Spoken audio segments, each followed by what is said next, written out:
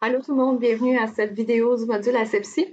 Donc aujourd'hui, le but c'est de regarder comment travailler à l'intérieur de l'EPS. Je sais que vous l'avez déjà fait souvent en médecine nucléaire, mais c'est de regarder un peu les techniques de travail pour être sûr de maintenir la plus grande stérilité possible. Donc je vous rappelle qu'on va utiliser une EPS quand un produit va être injecté plus d'une heure après le début de sa préparation.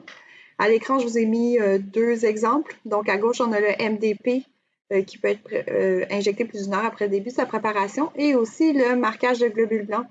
Donc à droite, le marquage de globules blancs, selon votre norme, va demander une EPS qui est dédiée exclusivement à cet usage, donc soit momentanément, question d'une journée ou d'heure, ou soit dédiée là, pour toute sa vie. Avant de commencer à travailler, je vous suggère de regarder que la paroi vitrée à l'avant de l'EPS est à la bonne hauteur. Donc, comme ça, on va s'assurer que la circulation d'air est bonne. Puis aussi de vérifier les valeurs des manomètres. Donc, vous avez un cadran à l'avant de votre hotte qui indique une valeur de pression différentielle. Cette valeur devrait être entre 0,1 et 0,5 WG, qui sont des water gauge. Et vous devez comparer cette valeur-là à celle qui est dans votre rapport de certification. Cette valeur devrait toujours être égale ou supérieure à la valeur de certification. Pourquoi? Bien, en fait, si elle est égale, ça va bien. Si elle est supérieure, c'est que le fil commence à se boucher, donc la pression, ben, pas se boucher, mais elle se colmater un peu, et la pression va augmenter. Ce qu'on veut surtout pas, c'est que la pression soit plus faible que la valeur de certification. Pourquoi? Ça voudrait dire que des tuyaux se sont désalignés et donc que la stérilité n'est plus maintenue à l'intérieur de l'EPS. Une fois que vous avez décontaminé l'EPS, je vous suggère de changer vos gants. Vous venez nettoyer la hotte. Maintenant, vous voulez travailler de façon stérile, donc changez vos gants et les vaporiser à l'alcool stérile. Vous les laissez sécher et ensuite, vous vaporisez tout le matériel qui va être destiné à entrer sous la hotte. Donc, on parle de gaines de contenants plombés, de porte-doses, de pinces, de recapuchonneurs, de seringues, d'aiguilles, de crayons, de tapis de travail, de surplancher. Donc, vraiment, tout doit être vaporisé. On va vous montrer au laboratoire comment faire un beau nuage d'alcool. Donc, ça va nous assurer d'avoir vraiment des instruments qui sont bien décontaminés. Pour ce qui est du matériel qui peut être ouvert, comme par exemple des pots plombés, s'ils contiennent rien de radioactif, vous pouvez l'ouvrir puis vaporiser aussi l'intérieur. Même chose avec le porte-dose. Par contre, si par exemple votre pot d'ELUA contient déjà votre ELUA, bien, malheureusement, on va le laisser fermer puis décontaminer seulement l'extérieur. Qu'est-ce qu'on fait avec ces éléments-là? Donc, des emballages qui contiennent des éléments stériles. Bien, c'est tout simple. J'ai dit qu'on vaporisait tout à l'alcool, alors on les vaporise à l'alcool. Des fois, en milieu hospitalier, il y en a certains qui voulaient l'ouvrir, entrer les seringues, vaporiser. Non, non, non. On vaporise l'extérieur des emballages, puis on entre tout ça complètement scellé à l'intérieur de l'EPS. À quoi devrait ressembler votre place de travail? Bien, à ce que vous avez à l'écran. C'est des photos prises par Chantal en médecine nucléaire. Donc, vous avez votre tapis de travail. Donc, ici, il est rose, en bio, il est bleu, si mon souvenir est bon. La partie qui est absorbante devrait être vers le haut, la partie plus plastifiée vers le fond de l'EPS, vers le plancher.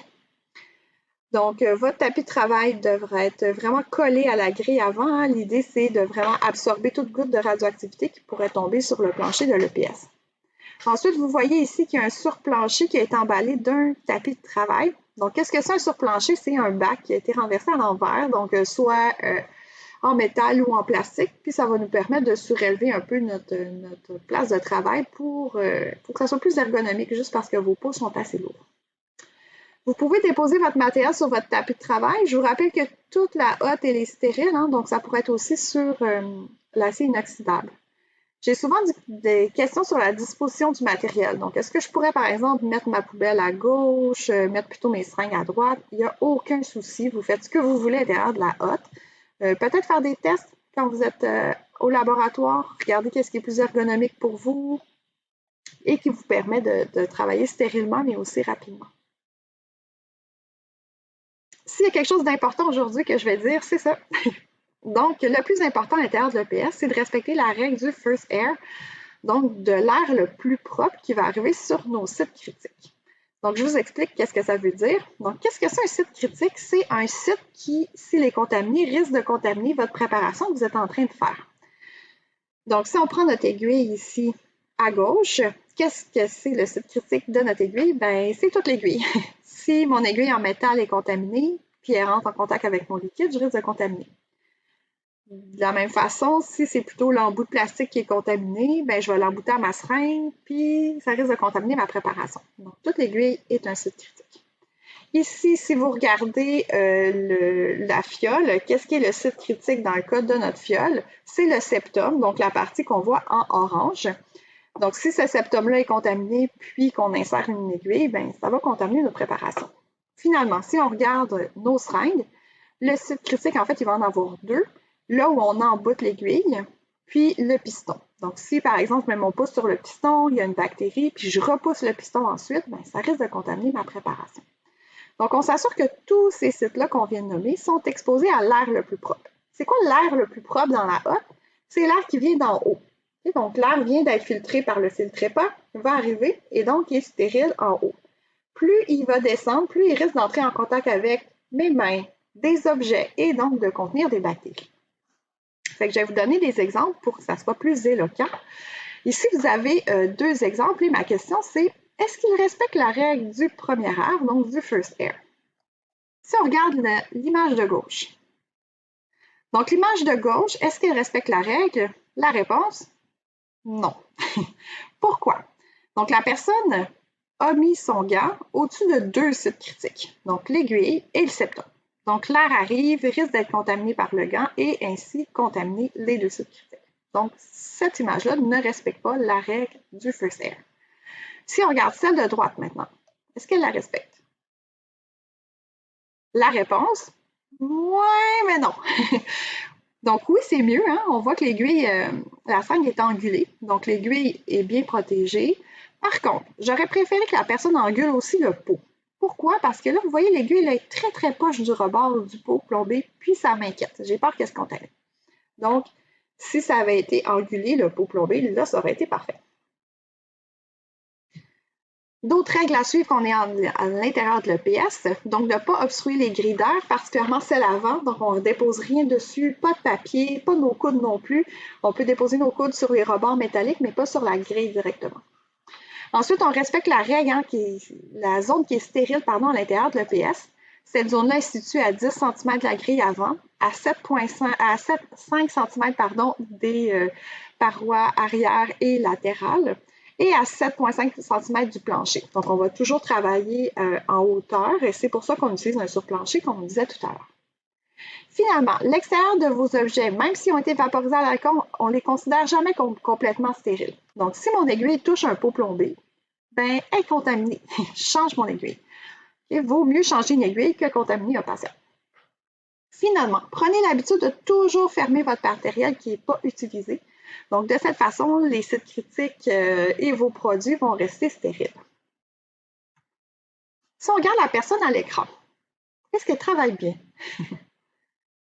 Donc là, c'est un exemple de biologie. Hein? Donc, on voit bien que ce n'est pas en médecine nucléaire, mais quand même, pour les besoins du cours, je pense que c'est assez pertinent.